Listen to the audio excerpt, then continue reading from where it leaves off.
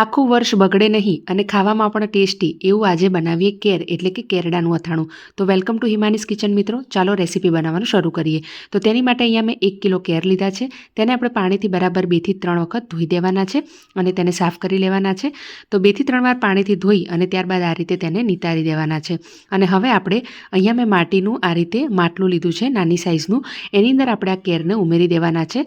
તો એકદમ ટ્રેડિશનલ પદ્ધતિથી આપણે અથાણું બનાવવા જઈ રહ્યા છીએ. તો આ રીતે બધા જ કેર એની અંદર ઉમેરી દેવાના છે. હવે આપણે તેમાં ખાટી છાશ ઉમેરવાની છે. જો તમારે છાશ ના એડ કરવી હોય તો કાચી કેરીનું પાણી તમે હળદર મીઠાવાળું કરીને પણ ઉમેરી શકો છો. પણ મેં અહીંયા ખાટી છાશ ઉમેરી છે કારણ કે અમારા ઘરમાં આ રીતે અથાણું બને છે. અને હવે આપણે તેમાં અડધી વાટકી મીઠું ઉમેરવાનું છે અને તેને હલાવીને મિક્સ કરી દઈએ. બધી જ વસ્તુ એકદમ સરસ રીતે મિક્સ થઈ જાય ત્યારબાદ આપણે તેની ઉપર એકદમ પાતળું કપડું હોય તે ઢાંકી દેવાનું છે, જેના કારણે તડકો એકદમ સરસ રીતે અંદર સુધી જાય. બહુ જાડું કપડું લેવાનું નથી. આ રીતે ઢાંકી અને બાંધી દેવાનું છે. અને તમારા ઘરમાં જ્યાં વધારે તડકો આવતો હોય ત્યાં તમારે આ માટલું જે છે તે મૂકી દેવાનું છે. અને 2 થી 3 દિવસ તમારે આ રીતે તડકામાં રાખવાનું છે, વચ્ચે વચ્ચે હલાવવાનું છે. અહીંયા 3 દિવસ પછી હવે આપણે તેમાંથી જે છાશ છે તે કાઢી દેવાની છે અને કેરને બરાબર ધોઈ દેવાના છે. અને ફરીથી આપણે એની એ પ્રોસેસ કરવાની છે. તો કેરને અહીંયા ધોઈ દીધા છે અને નિતારી દેવાના છે. અને ફરીથી આપણે માટલામાં છાશ, મીઠું અને કેર ઉમેરી દેવાના છે. અને ફરીથી આપણે તેને બાંધી અને તડકામાં 2 દિવસ માટે મૂકી દેવાનું છે. તો અહીંયા આ જે અથાણું છે તેની મેઇન એક વસ્તુ છે કે આપણે કેર જે છે એમાંથી એની કડવાશ દૂર કરવાની છે અને તેને બરાબર આથવાના છે. તો આ પ્રોસેસ થોડી લેન્ધી છે પણ અથાણું બન્યા પછી એકદમ સરસ લાગે છે ટેસ્ટમાં.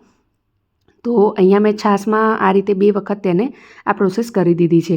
તો ફરીથી આપણે તેને ઢાંકી દઈએ અને તેને તડકામાં 2 થી 3 દિવસ માટે મૂકી દઈએ અને વચ્ચે વચ્ચે હલાવીશું. તો ટોટલ અહીંયા 6 થી 7 દિવસ માટે આ રીતે છાશમાં રાખવાનું છે. અને હવે એન્ડમાં મેં કેરને ધોઈ દીધા છે અને છેલ્લે હવે પાણી અને મીઠામાં 2 દિવસ રાખવાના છે. તો અહીંયા ટોટલ 2 વખત છાશમાં અને 1 વખત પાણીમાં એમ કરીને અહીંયા ટોટલ મેં 10 દિવસ માટે કેરને આ રીતે આથવા દીધા છે. હવે લાસ્ટમાં કેરને બરાબર પાણીથી સાફ કરી અને આ રીતે તેને કોરા કરવાના છે. ફક્ત કલાક માટે આ રીતે તમારે તેને સૂકવી દેવાના છે. તો કલાક પછી એકદમ કેર તમારા સુકાઈ જાય ત્યારબાદ તમારે તેમાં કેરી ઉમેરવાની છે. અહીંયા 500 ગ્રામ મેં કેરી લીધી છે, કાચી કેરી. 4 મોટી ચમચી રાઈના કોરિયા લીધા છે. 250 ગ્રામ અહીંયા મેં મેથીઓ મસાલો લીધો છે. અને હવે અહીંયા 1 કિલો કેર છે એટલે 500 ગ્રામ મેં સરસવનું તેલ લીધું છે. તેલ થોડું આગળ પડતું લેવાનું છે કારણ કે આપણે આખું વર્ષ આ અથાણું સાચવી રાખવાનું છે. એટલે કેર જે છે એ તેલમાં ડૂબે તે ખાસ જરૂરી છે.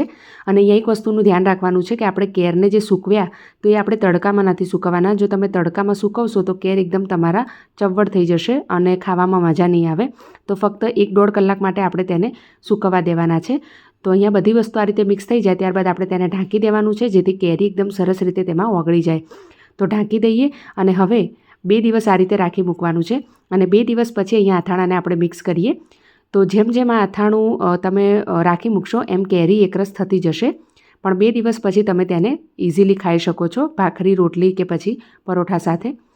તો અહીંયા મેં આ રીતે બોટલમાં ભરી દીધું છે અને તેલ આ રીતે થોડું ઉપર રહે એ રીતે જ તમારે એડ કરવાનું છે. તો આ અથાણું તમે ચોક્કસથી ટ્રાય કરજો. રેસીપી ગમે તો રેસીપીને લાઇક કરી ચેનલને સબસ્ક્રાઈબ કરજો. Thank you.